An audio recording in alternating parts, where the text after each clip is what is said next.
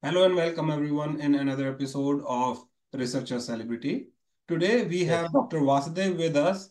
A little brief background of Sir's research journey till now. He started his bachelor's in zoology at Punjab University, Chandigarh, and then also pursued masters in same subject from Chandigarh.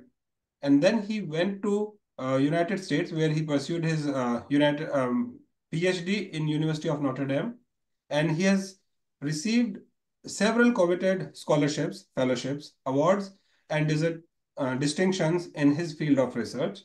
And he has served as senior scientist at National Institute of Malaria Research for almost 3 decades. With this brief introduction, I would like to welcome Dr. Vasudev by saying thank you very much, sir, for taking time out of your busy schedule. Thank you. Thank you. It's my pleasure. Right. So, we always start our conversation that how and when you decided that you want to become a researcher. Okay. I started from a very humble background, rural India, and I was a first class throughout, right from the school topper, from class one all the way up to metric. Then in college also, I maintained my first division. Then, there was a science fair in Chandigarh, in which I opted to visit Department of Zoology. So then I sort of got interest, developed interest from there itself that this is what I want to do, and I was really good in on this subject. So there I got after pre-medical. Although I wanted to go to the medical college, but I couldn't make it. So I opted for honor school zoology, and there I got an admission, and there also I did very well and first class, first year, second year, third year, and then continued master degree there itself. So in master degree program, we had a research plus uh, examination, one examination, specialization. So I chosen genetics, and I was allotted to work on mosquito genetics. So the moment I saw the mosquito, I fell in love with mosquito itself. So I started my cytogenetic study, chromosome study with mosquitoes, Anopheles stephensi, which is a vector of malaria in India, urban vector. Nowadays, Anopheles stephensi in the world news because it's invading the African continent. So sort of accelerating magnitude of malaria in African continent, which is heading for elimination. So there also I did my best, and I got a near second position in the university. And based on my strength of career, I was given the Government of India fellowship to study abroad. So based on the fellowship, applied at Notre Dame, because Notre Dame was in those days, even now, well known for mosquito biology, vector biology program, very strong program. So they admitted me in that program. With Notre Dame is a very sort of prestigious school in the United States, even today. Absolutely. So, and there I did also equally well. And I got my PhD in 5 years, Mhm. 1983. Thereafter, I got the opportunity to work with USDA, ARS, Agriculture Research Service, based in Fargo. Actually, my specialization was in protein chromosomes of mosquitoes. So there they required a person to describe the protein chromosomes of this screwworm fly. Mhm. And somehow they were not able to find any American fellow to do this assignment. And I was immediately available. So I was offered the position. I accepted right away and moved on from South Bend, Indiana State to Fargo, North Dakota, which is quite far, in fact, very sort of distant place, and known for the cold weather conditions, extreme cold in winter season. So I found the laboratory superb facility. The USDA no match, lot of money, funds, and facilities par excellence. So there I successfully described the protein chromosomes of the screwworm fly, which is published in international journals. So my tendency was to publish everything, whatever I do, whatever little I do. I had a sort of acumen to publish my research findings. See, that is the one point which researchers should know. They should document their research findings systematically and publish as soon as possible, no matter how trivial observation it may be. Nowadays, it's trivial, someday it may become a big finding. So I had a acumen to do that. I did throughout my life and keep on publishing, keep on publishing. So I published everything in a good journals. Somehow, by all my research papers were accepted by international journals. So today I have more than 160 publication to my credit in international journals, and X factor is 38, which is considered to be relatively high. And that's all. Then I returned to India, back to India, and joined the Indian Council on Medical Research. Thereafter, I'm with ICMR, and ICMR had a project on malaria elimination, basically malaria, testing the new technologies. So I was posted in Assam, and nobody wanted to go to Assam because of the prevailing ethnic issues. So I had no option except to go to Assam. So I got posted there, and thereon I was there for 28 years, from the right all the way through 1988 till 1988 till 2016. Absolutely. 28 years. So I worked in difficult areas, remote areas, and tribal areas, terror-prone areas, no infrastructure, some electricity supply was erratic, and working condition was awful, but I sustained. See, you have to have a passion to do something. There I found that there's a lot of scope of doing good work. See, in malaria, first of all, to work on malaria, there has to be malaria in the field. Until you go to the field, you cannot accomplish anything. Absolutely. See, for malaria research, malaria control, a researcher has to place himself in the malaria-prone areas, in the field, not in the laboratory. Solution lies in the field, not in the laboratory. Absolutely. So 28 years I was there. Yes, sir. So that being said, when you did your PhD from United States, you had Right. a job at USDA.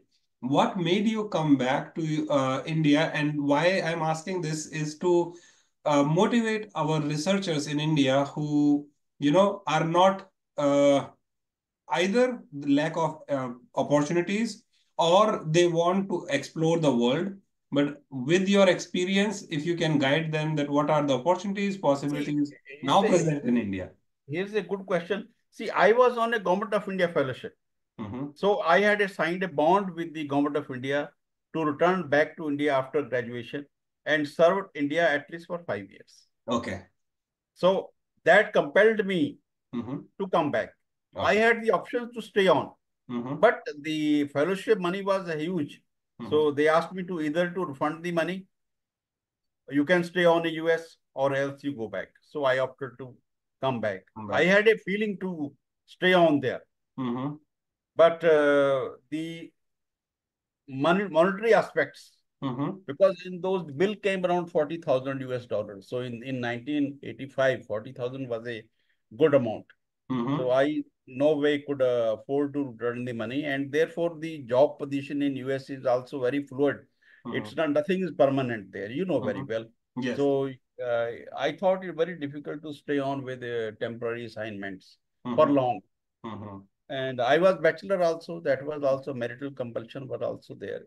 And so I opted to come back in 1985. Okay. So once you come back and did your PhD with the infrastructure there, and as you mentioned, you have served in Assam, which is not an easy place even today, that because of so many other issues. But the good part, as you said, it is a gold mine for having to study the malaria. Right. Because you have everything there. You have vector, you have parasite. Right. So the passion after that infrastructure, like you lived in air-conditioned apartments and with well-furnished laboratories in United States. It was a challenging task. It was a challenging task, extremely a big challenge for me also, for family. I lived with family there. So without family, you cannot live in a remote areas. Family has to be there. Somehow there was a central school, KB Kendriya Vidyalaya was there. So I put my children in the Kendriya Vidyalaya. Until you get the schooling facility and all those things, very difficult. But then see, uh, uh, like I said, I did my PhD there, but many people believe that I won't be able to sustain life in Assam. Mm-hmm. But it was a challenging task, no doubt. But Yes. at the same time, I have seen the American researchers Mm-hmm. going to Africa. Mm-hmm. Yes. India is far better than Africa. I True. have visited Africa, Tanzania, Dar es Salaam. I would say India is 100 times better than living in African continent. Mm-hmm. So if American people can stay there in Africa and work there, why can't I work in my own homeland? Absolutely. Good. Nice. So I that spirit came to my mind. And then my professor at Notre Dame used to tell that Mhm. if you want to do entomological research, you have to be in the tropical country, you have to be in the field, Absolutely. not in the laboratory. That is always a topic of discussion between the field biologist and Yes, laboratory yes, personnel, that one says that without the other one it is tough. So yeah, that is. right. So let's talk about the challenges specifically for the researchers these days. So some of the people actually like field work. Some of them are hesitant, as you already have said this. But if somebody is trying to study a disease like mosquitoes, they have to go out. But if you can guide them that how they can make it more comfortable and more acceptable in terms of doing their research without, getting disheartened, because often now things have been changing so much that the places like the breeding habitats, which used to be like you will go there, you'll find it for sure. But now that is changed. So if you can guide them. See, first thing is I created infrastructure at my own, Mhm. at the what I want. Secondly, that we have good flow of money. See, in the field situation, until you have the uninterrupted supply of funds, you can't work. No money, no research. Money. So my director was very kind. So he was providing me the necessary funds. Whatever I need, a telephone button, he was able to send it. So I created infrastructure. Mhm. Then I created the collaboration with different people nearby me in the hospitals, in the social workers, village people, so develop a working equation with them. So I knew that my career is here. So I have to live here and work there. So, options were very limited. You see, in India, it's not easy to place yourself anywhere. Mhm. So, you know, uh, then my director told me the field is open for you. You do whatever you like. Here are the funds. Here are the staff. So I had a handy staff with me, more than 30 staff members attached with me. I was the in charge of the unit. So I was the pilot by myself. Mhm. So I did things at my own.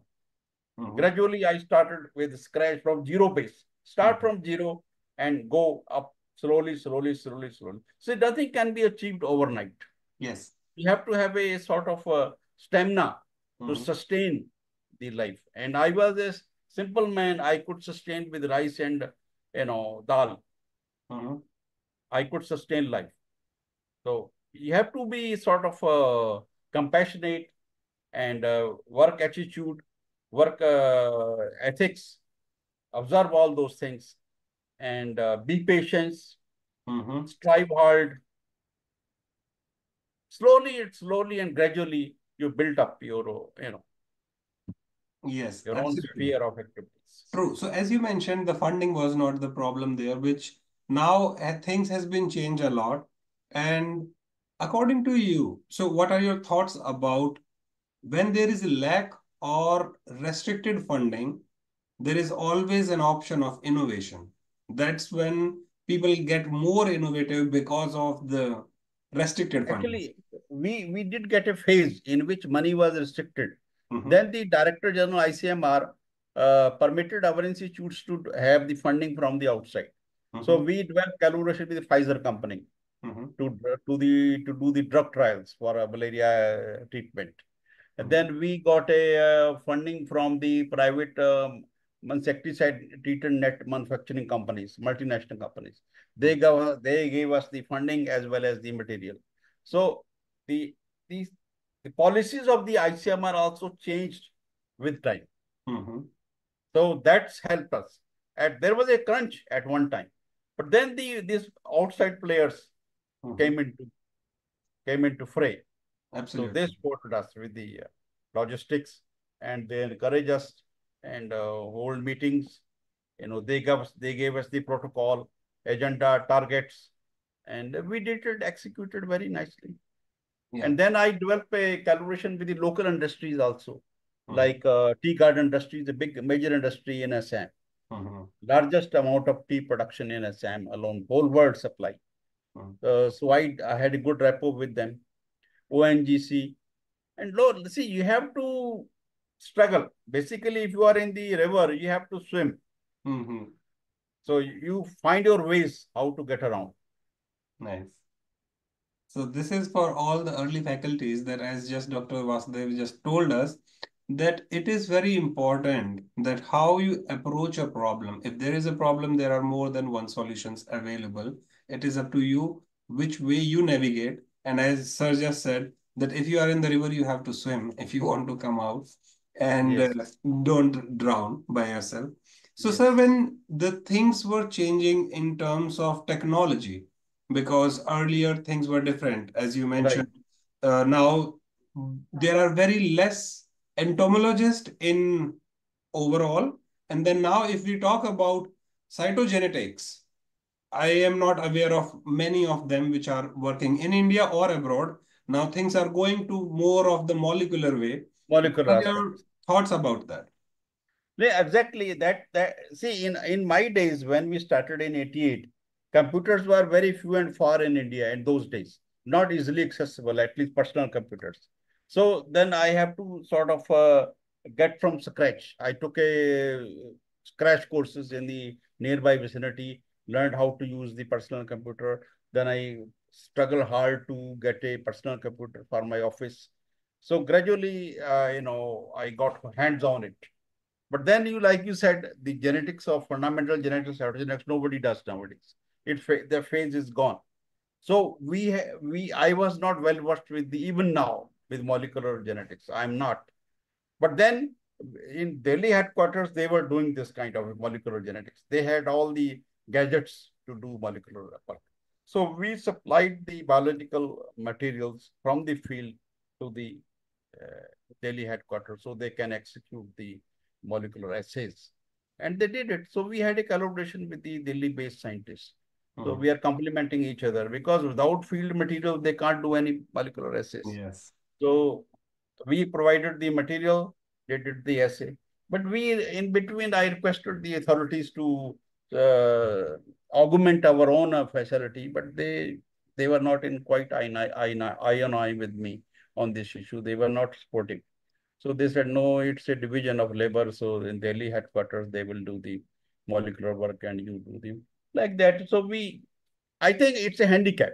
For me, it was a handicap. I Mhm. even feel deficient on this aspect. Mhm. And to sort of to go along with the Westerners, I Mhm. was not able to do so. Mhm. And even though I strongly believe Mhm. that molecular genetics doesn't have the answers to the malaria control. It is an offshoot. Yeah. It's an offshoot. It gives you information, Mhm. but ultimately, field activity, field operation, field assessment is important. Yeah, absolutely. Yeah. So that being said, sir, when you trained the next generation of researchers under you, you had PhD students and trainees, whatnot all. So now when you have seen this research changing over 3, 4 decades, and in India, United States, and so many other countries where you have visited and have collaborated with, what are the suggestions which you will say to any, either vector biologist or if somebody is working with mosquitoes, that today, if they are trying or thinking to work in this field, how they should approach the field to start with? You see, fortunately, I retired in 2000, super in 2016. So my phase is over. Now the new generation have come. New generation is far ahead than us. But one thing is fundamental. Fundamental entomology is cannot be bypassed. To just one has to go to the fundamentals of entomology. Taxonomist. Taxonomist is the critical factor. So our country lacks taxonomists, classical taxonomists. In India right now, there are only few people who can do actually classify the or identify the biological species. Molecular approach is only one confirmatory tool, not an exclusive method. So the need for the entomologist will not be over. Mhm. It is very much required. Even now, even ICMR has opened training medical entomology courses in India at 2, 3 places. We see Mhm. our Vector Control Research Center, Pondicherry is one leading institution for giving training in the medical entomology, particularly taxonomy and related subjects. Mhm. So it's a course. Medical entomology is a core thing, core Mhm. subject. So it's not, nobody can replace the classical taxonomist. Absolutely. And this is always about when you are in You the. know, I missed fellowship going abroad Mhm. because I was not well versed with the molecular approach. Mhm. Myself denied because if I go there, I am not able to do molecular work and I don't understand the fundamentals of molecular biology. How Mhm. can I justify the appointment? So I myself declined. No, That this is very it's a important. clear handicap. No, this is very important. Also, I think we always say that we should know our strength, weakness, and even if there are opportunities, as you said, that how many people actually does this, that once they have fellowship and they still deny it, it needs a lot of courage and commitment to your work, that you Yes, are not cheating on yourself, that just to be exactly. I'm for not the sake telling lie of to it. anyone. That Yeah, is, see, exactly. So for all the young enthusiastic researchers, that you should always know that what are your strengths, what are your weaknesses. And limitations. absolutely, you should always follow it. Yes, there is a scope that you can always overcome of those, because that is what makes us researcher, that we always overcome all the hurdles which are put in our front. So sir, with this almost 4 decades of research career, Right. how many times you have felt accomplished, the self satisfaction that yes, whatever I'm doing, I'm making the change. Exactly. You see, it's a very $1 million question. I got some moments in my life. See, I was sent to the field to test a technology that it was insecticide treated mosquito nets for vector control. And I did it and demonstrated the benefits to the state government, to the central government. Then this technology was accepted by the program Mhm. and implemented into the program. Mhm. That was a high point in my career, that something which I was doing it has been accepted based on the research data I created Mhm. by the program, and that got into the program. Mhm. That's one factor. Then I tested these diagnostic test kits in the field. So we provided them the real data. Mhm. This is technology is working.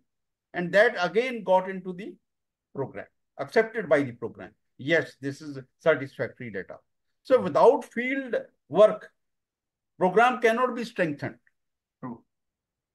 So program strength ke liye, you have to have a field operation. So that's we collaborated with the program people, Mhm. and National Malaria Eradication Program. We all throughout 20, 30 years, we were in touch with them, Mhm. providing them the situation analysis, epidemic situation, dealing with the epidemics and outbreaks, disease outbreaks. So we help the state government in many ways. Like that, this drug policy, Mhm. treatment policy, it has changed drastically over 30 years, True. starting from chloroquine, then all the way to ACT, artemisinin combination therapy. So we tested those drug regimens in the field. True.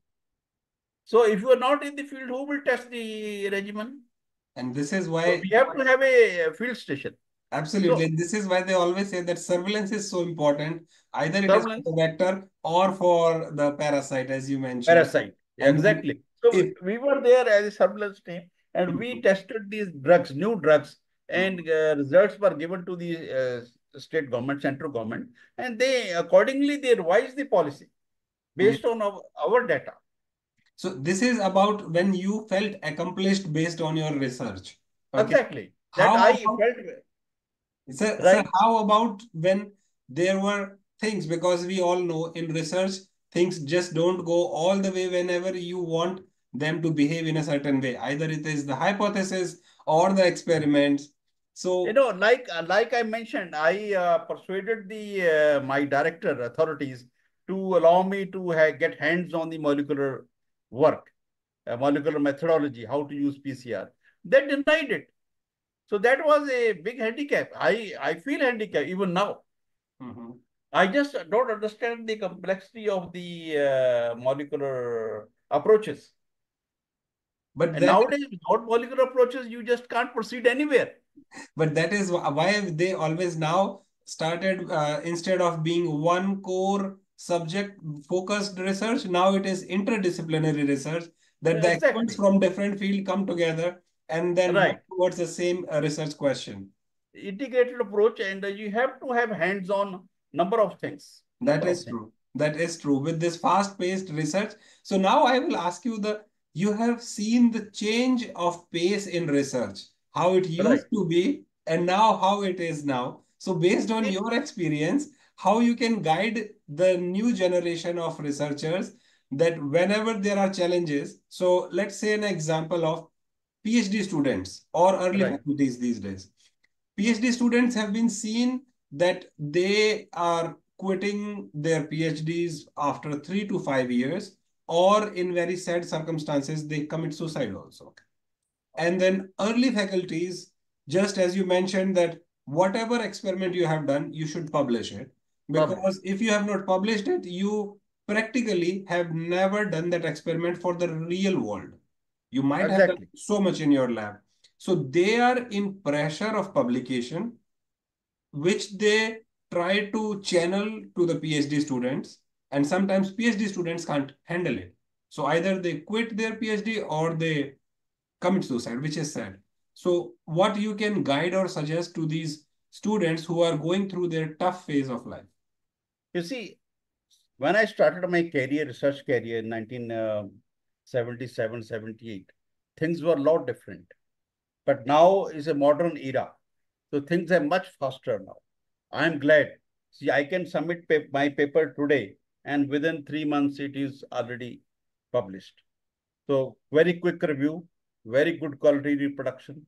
Those days are gone when we used to mail by air mail, and it used to take 13 days to go from India to USA. So I'm glad things are very positive. New generation is very quick and fast. So the thing is that in science, you create your own data and tabulate yourself, make assessment, then you publish at your own strength. Don't depend upon the Mr. XYZ, and don't expect anything from anyone. Be at your own. Do it at your speed. See, once you are placed in a competitive atmosphere, like in US, you are likely to go with the stream, go with the flow. If you are not with the flow, you automatically will be out of the race. See, same thing happens even with professors. Professors or associate professors, those who are not able to catch up, usually they shift to other locations. Some people also call it quit. Mhm. Even professor, not about students. Yes, So it happens. So you have to go with the word, go with the flow. Keep on doing, keep on doing. Don't lose heart. Keep on going. that That is. is the only, someday you will get success. Mhm. So this is So something which we you have to always have talk a about.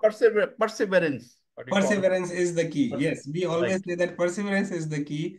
That right. today or tomorrow, if you are dedicated and you are not doing the fundamental mistakes, then research is always there to help you, to support you, and to take wherever you want to go. So, sir, now There is a I'll. formula of 3P: Mhm. patience, practice, Mhm. and perseverance. Three P. Absolutely. Three P's, yes. So this is for all the researchers out there who are watching this conversation, that three P's, Right, always keep them in your head whenever you are feeling very good, whenever right. you are feeling okay, and whenever you are going through that tough time, that when nothing is working. So always practice these three P's and your success is ensured, as Dr. Vasdev said. Don't look at others. Yes. Don't look at others. So Don't feel jealous.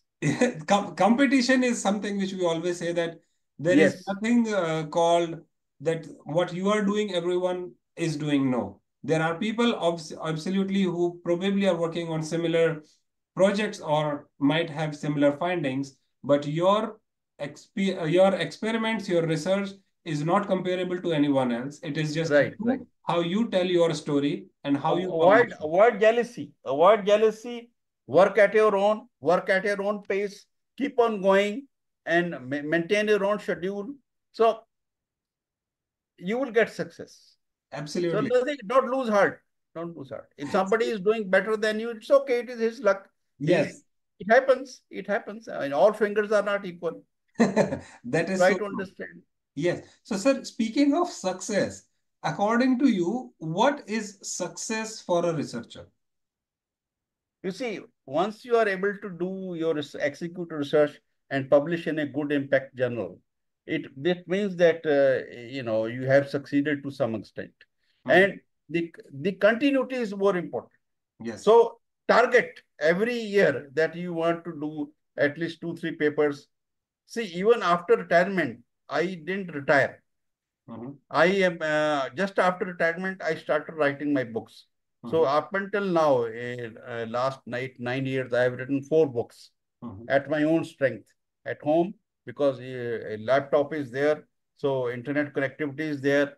You do start writing books. Whatever experience I have for last 30 years, I put it down in a book, jot it down, Mhm. and put together a book. Nowadays, book publishing is a sort of very common affair. Mhm. So many publishers, they're looking for manuscripts. So write books, Mhm. write review articles. Mhm. Don't sit idle. Keep Absolutely. on going. And I think this is one thing which we always say, that once a researcher, always a researcher. You can Researcher. never quit. If you like what you are doing, there is no Yes. looking back after you committed your life to research. Exactly. Our director, Dr. VP Sharma, after retirement also, he was writing good articles. So he never rested and he's organizing workshops, seminars, attending conferences, etc., and writing books. So, good researcher will never retire. Absolutely. So one aspect of success, according to you, is publication. Another aspect is the translational work. As you said, based on your data, things has been incorporated into the malaria Program. elimination program. Either Right. it is the insecticide treated nets or change Right. of the Drug policy. therapeutic drug policies. So Right. that is another one. Okay, this is all the good part of success research, when everyone is getting the paper published, things translated into the field. But what about when things are not going okay or good? It is just every experiment is failing, everything is not working. Then how they should keep their heads up? Showcase your results. Go attend to the international conferences, national conferences, participate, present whatever you have done, either poster session or oral presentation. I have attended more than 50, 60 conferences, national, international both. Each time I have gone to the conference, I am interacted with the scientists, working scientists. I have found new literature. So it increases your exposure. Absolutely. No, this is Showcase very your good results. suggestion. I think this is something which I would like to tell all the young researchers, that if things are not going well, as sir said, this can be one of the best practices to do, that when you discuss your data with some other ones, without Yes. thinking that they are there to steal your data, that's when you get the thing sorted, because you are just focused on a thing with, and you somehow encounter the tunnel vision. You are not able to see the lacuna in the study. And when you discuss the results with experts all around the world, they are there to help you. And that's why we always try to build this network with this technologies, as sir said, that now everything is connected with internet. You can write to anyone in the world and get answer within Within hours. hours. Yes, absolutely. So, sir, now talking about the role of the support system, if we'll say that, okay, we know that experiments are not working well. We know that we have this stress either for publication or just completing for PhD or submitting the grants or, submitting the grants review whenever you're just submitting that. One thing is talking to your peers. One thing is looking out for networking. In this entire time, what are your suggestion and experiences to maintain the work-life balance? Because what has often seen that once things are not going well with a researcher, because at the end of the day, everyone is human being, and they somehow either overcommit to research or they quit on it. So, You see, how to maintain healthy one is work-life that balance? one should do is talk to the people, Mhm, meet people who matter. mhm. So if you have a good company, you will get success. Yes. Keeping working for good people, good institutions, making good circles, and meeting people, discussing results, and it are also helps. See, I was in a remote area in Northeast. You can well imagine how remote it is. Mm-hmm. And from there sitting on, I was able to attend international conferences. Mm-hmm. Even people based in Delhi, they were surprised. How come a person from Assam can go to Italy, go to England, and they are sitting there as such. So, see, you have to be active. Communication through internet nowadays. I am talking to the French people.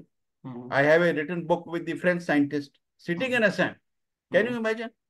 Yes. So internet facilities has changed the revolutionized the whole concept. Yes. So basically, work for good people, interact with good people, productive people, and you get the automatically new ideas, new concepts, and expose yourself. Mm-hmm. I had a tendency to attend virtually on all conferences and meet people and attend meetings, showcase my results. So, and I got applauded at many places. Yes, Absolutely. this is a good work. This is one of the ways which I believe can help anyone to overcome those hurdles, those challenging times, because it changes all the time. That is the. Things happen. You see, you are likely to get the phase of your life, moderate phase of life, and low phase of life. It will automatically happen to everyone. It happens. Mm-hmm. We have to put up with all those things. Go out for a week or so, 10 days. Change your mindset, and love nature. So these things are. Absolutely. And this is something which is very now coming up in the young researcher or this generation where they feel that, okay, this is the burnout time. They do talk about burnouts. They do talk about taking the breaks. It can be just, as you said, going out for hiking or camping. Yes, Whatever relaxes you, you should take your breaks. And because research is not an overnight success story. yes, It is work of decades, which changes a little bit. And sometimes, obviously, it takes more than decades to make a significant change in the policy. But what is sure that every single experiment counts. Doesn't matter it was failed, because that's when you troubleshoot it, because you know that it was supposed to work in a way, it has not worked it, why it not has worked it, and that is how so many new discoveries always happen because of that troubleshooting part. So now, sir, keeping the time limit in consideration, I would like to ask the word of wisdom from you for young researchers, for intermediate researchers, and for researchers in general. read, Mhm. write, Mhm. read first, then write, and Absolutely. then with the study continuous. Don't lose heart in between. So it is continuity which matters a lot. क्या बोलते हैं हिंदी में, जीवन है चलने का नाम, चलते रहो सुबह शाम. Subha So Sham. ये life must go on. Mhm. Life must go on. And then see, if you mix your things, you work hard, also enjoy. So in a ratio, in a Mhm. ratio. So life is not a punishment. Yes. So you do what you like. Like somebody likes swimming, jogging, going out somewhere, have a good dinner, lunch, or whatever. So you try to do things in a ratio Mhm. so that Absolutely life should not come to you as a punishment. true. And this is what we always say, that do whatever makes you happy. And Happy, exactly that's what we exactly. say. You So should while be in happy. US, just for example, we used to get together. Some Indian students go to Chicago. Mhm. Notre Dame from Chicago is not very far. So Mhm. we used to go to Chicago and spend a day there, have a nice lunch or dinner, whatever, and Mhm. come back. So you have to break your routine also in between. Yes, that Do is break. true. Yeah. So with this, we'll say to all the audience, summarizing our conversation today, the word of wisdom Dr. Vasudev gave us is read, write, study, don't lose heart, and perseverance is the key. You will Three get P. the Three success. P. Three P. Absolutely. Yeah, the three P's also. So with this, we'll say to all the researchers, whosoever want to contact Dr. Vasudev, you can find him on the Google. He's there, well established. If you want Empowering Science Foundation to put you in touch with our researcher celebrities, we are there.